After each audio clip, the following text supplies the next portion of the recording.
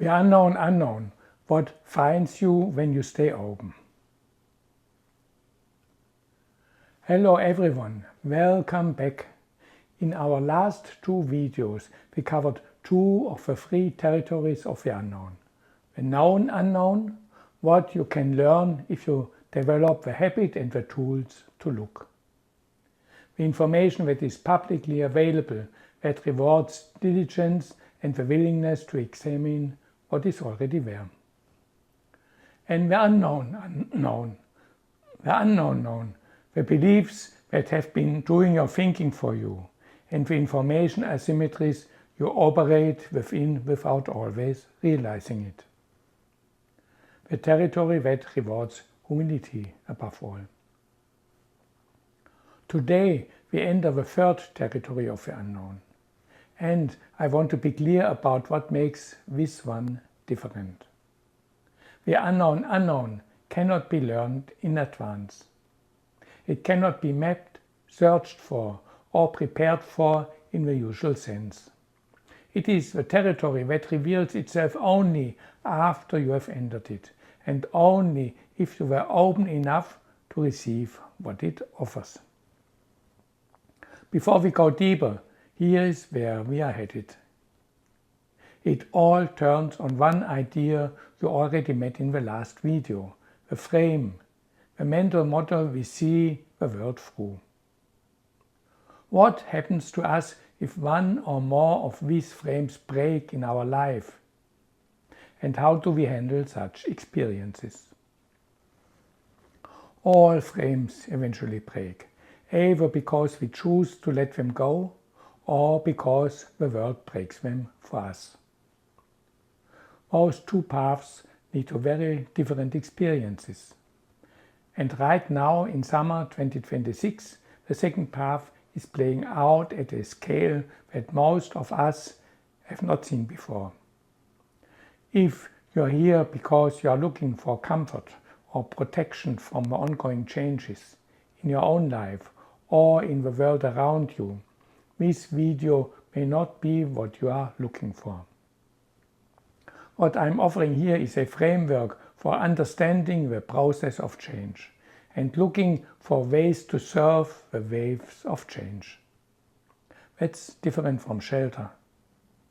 If you are curious about the structure of change itself, about what it looks like when old orders lose their grip and what becomes available to people who are paying attention, then stay with me.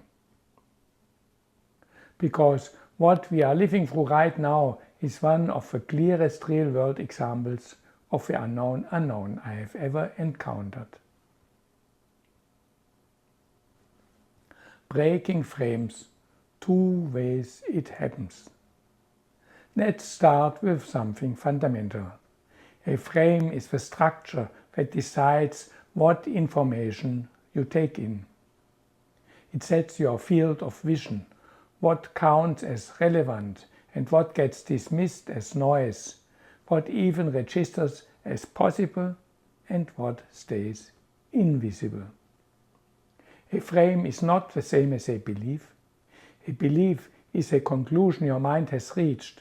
A frame is the filter that decides which information ever reaches you to be judged at all. Frames and beliefs lean on each other. Your beliefs help shape the frame you look through, and the frame returns the favor. It protects your beliefs by keeping the information that would contradict them out of view. As long as the frame holds, your beliefs are rarely tested, because whatever might test them never arrives. Frames are necessary. Without them, reality is overwhelming.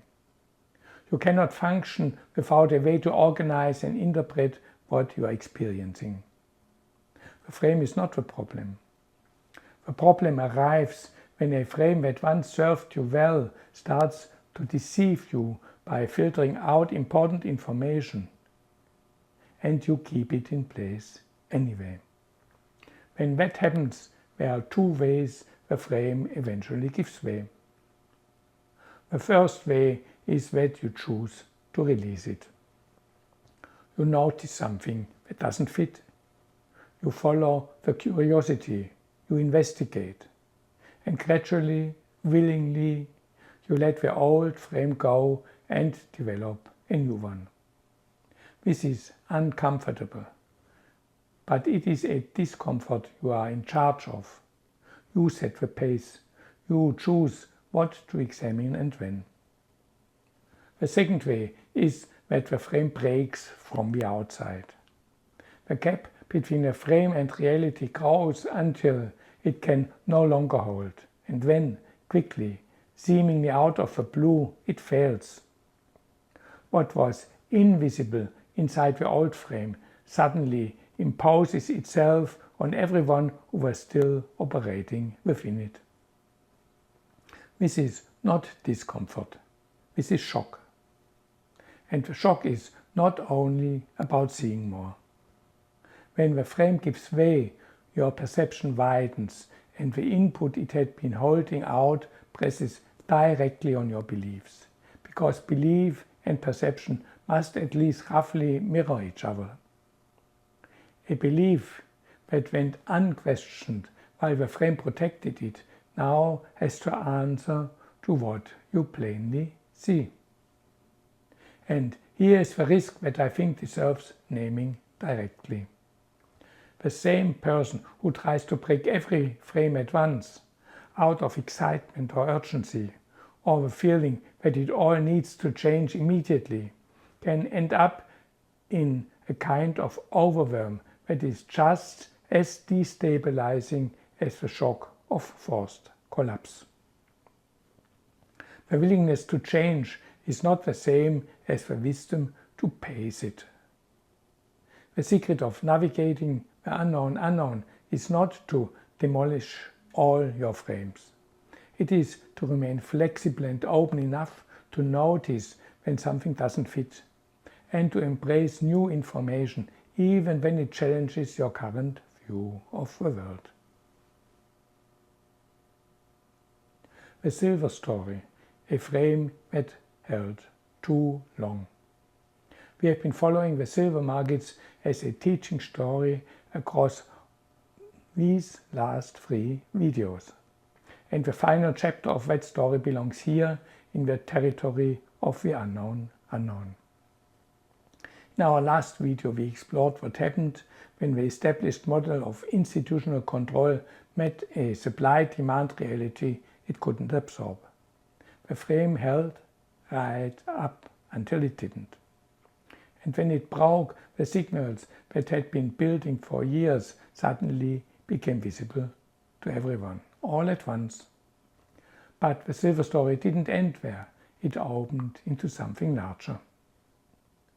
As the pressure on the silver market intensified, something began to happen at the level of the market itself. The price quoted in Shanghai started to diverge from a price quoted in New York. The COMEX, the principal Western futures exchange, began losing participants. Open interest declined. The metal itself, physical silver, started to move east. What this represented was not just a market anomaly. It was a signal that the institutions which had set the price and controlled the flow of a globally strategic commodity were losing their grip on it. Not gradually in a managed decline, but in the way that rigidly defended structures eventually give way, holding, and then no longer holding. This is one piece of a larger picture that I think we are all living through right now, whether we have a frame for it or not. The Western world's control over global trade routes, over commodity pricing and flows, over the systems that set the rules for international exchange, these structures are under pressure in ways that haven't been seen in generations. We cannot know yet what the full implications of that will be. History will have a clearer view when we do. But the rupture is real, and it is happening now. The people inside the old frame, and there are many of them in finance, in government, in the media, and among the many ordinary people who simply delegated these questions to the institutions they trusted and got on with their lives, are not lying when they report that things are essentially stable. They are using a model that has been reliable for decades, and within that model the signals are noise. The black swan is not improbable. It is simply outside the field of vision. The people outside the frame see something different. Not because they are smarter, but because they have already dropped a single assumption. The existing order is permanent. What finds you when you are open? Now let me bring this somewhere closer to home. While I was following the silver story, reading, watching, learning to see the signals, something happened that I could not have planned for and could not have searched for because I didn't know it was there to find. I began to encounter people, not in the way you encounter people when you are looking for a community or a network. I mean, they simply appeared in the natural movement of following my curiosity into unfamiliar territory. People who understood commodity markets, monetary history, the mechanics of institutional power in real depth. People who could read what was happening in silver and tell you exactly why it matters. But what struck me was not their expertise. It was something else. In their values, in their way of seeing the world, in what they cared about and why, they were much closer to me than to the institutions they were analyzing. They were not financial insiders. They were people who had looked carefully at how the system actually works and had chosen to stand outside it with their eyes open. I could not have searched for these people. I didn't have a name for them or a category or a platform to find them on. They existed outside my frame. They became visible only because I followed curiosity into unfamiliar territory and stayed open enough to recognize what I was seeing when I encountered it. And once I found them, something shifted in my understanding of the larger picture.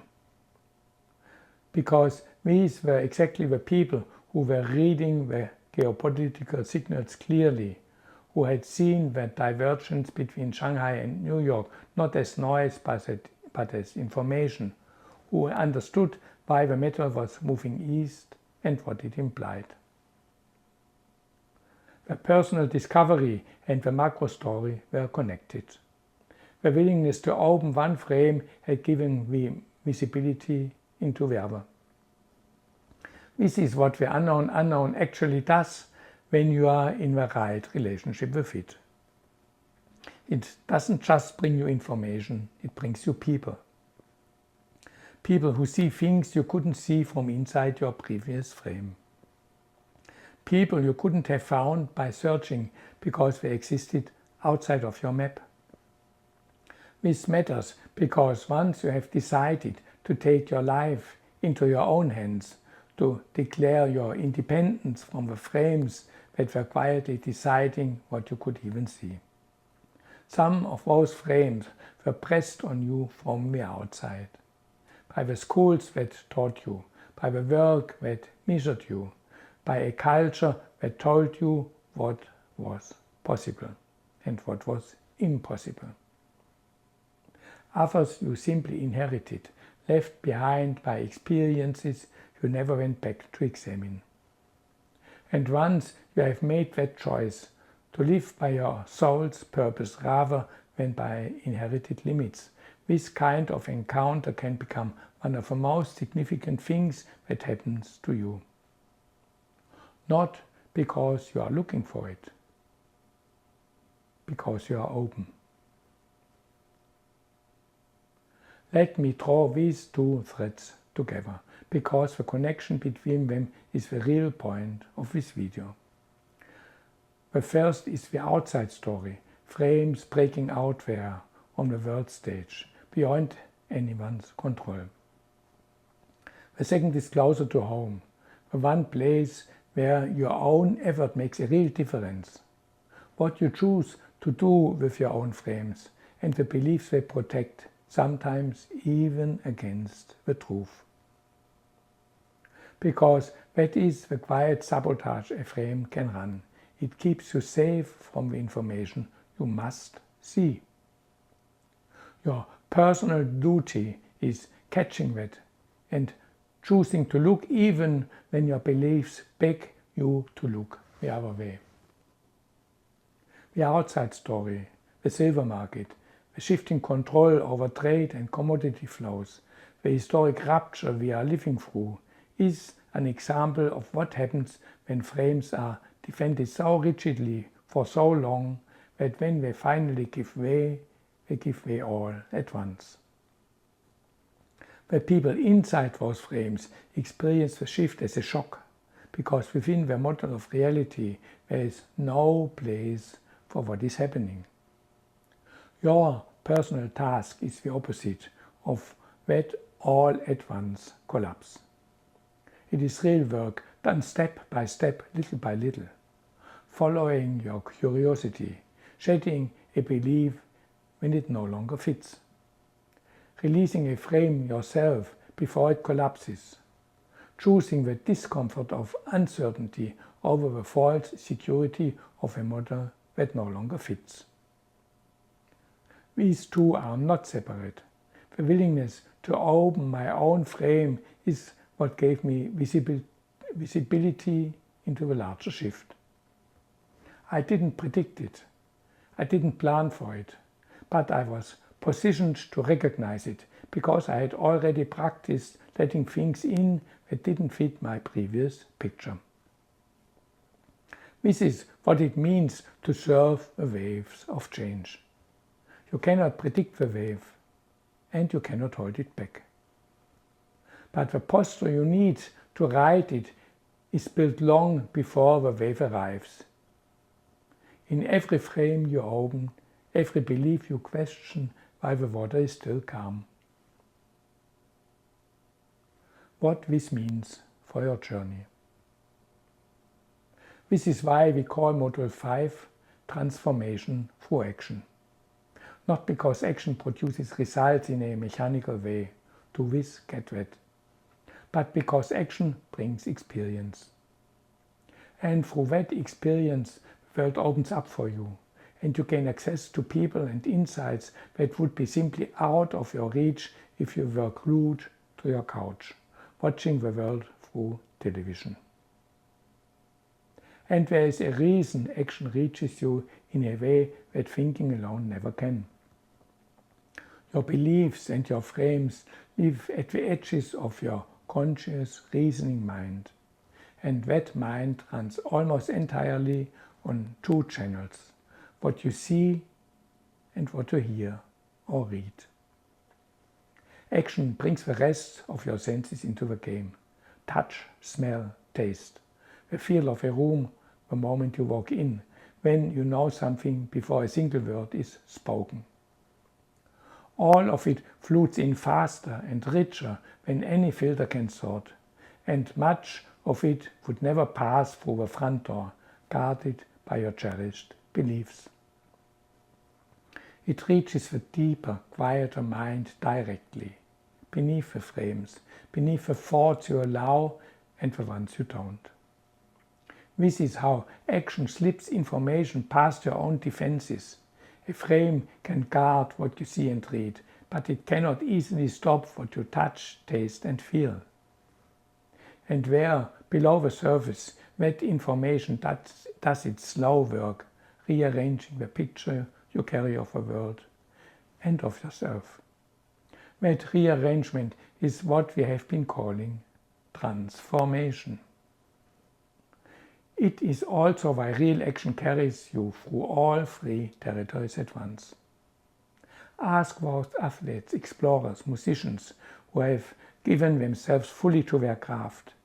They did not reason their way through. They moved, and in the moving they came to know what no amount of study could have taught them. It is how you learned almost everything that ever mattered as a child, by reaching, trying, falling, reaching again, until somewhere along the way you are taught to be responsible, to sit still, to defer, to accept the answers you were handed, and to stop asking for your own. The known unknown rewards diligence. The unknown known rewards humility. The unknown unknown rewards openness. Not the passive openness of waiting for things to happen, but something completely different, inviting and embracing what might want to come in. You cannot know in advance what the unknown unknown will bring you. That is its nature, but you can accept and appreciate its gifts. And that mindset is something you have already been building throughout this entire program. Every time you examined an assumption you had been carrying, every time you choose to look at something you had been avoiding, every time you took a step forward without being certain where it would lead, you learned to handle and to love the challenges the 3 territories of the unknown offer. That completes the journey through the 3 territories of the unknown we have undertaken in Module 5, which leaves just one move still to make. After a whole module about action, it is now another step forward. It is to stop. Because moving forward, you gather far more information and inspirations than you can process along the way. Subtle impressions which had limited relevance to your goals, a quiet modification of your self-image and how other people interact with you. Module 6, the Victory Lab, is where you slow down and let all of it surface, where the hidden treasure of the journey comes into view and where you look back at who you were when this began and see who you have become by now. Before you go, download your worksheet and give it some real time. It is built to help you start seeing what is already becoming visible at the edges of your old frame. I'll see you in Module 6 for the Victory Lab. Until then, take good care. And don't forget to hit that like button, follow the channel and leave a comment. Thank you for joining and staying until the end.